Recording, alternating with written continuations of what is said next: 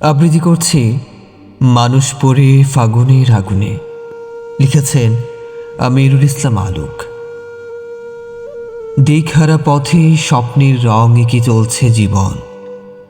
ইটের নগরে গভীর ছলনায় জীবনের বুক ঘেঁষা পাথরে চাপা কান্নাগুলো ফেনে ওঠে নরম কলিজায়। সেই কবে আলো নিভে গেছে শূন্য ভিটায়। মনটা ঘুরে তবুও অদ্ভুত দৌড়াশায়। কি করে দেবে গৌণ টানা জীবন নৌকা পারি? কি করে বাঁচবে কার ভরসায়? বাণী ভাষা পানিতে ভেসে নিতান্ত, অবশেষে বস্তিতে মাথা গোঝার ঠাঁই হয়। নির্মমতার অদ্ভুত কষ্টে নষ্ট হয় জীবনের আলো। মুক্ত আশা হাওয়ায় মেলায়।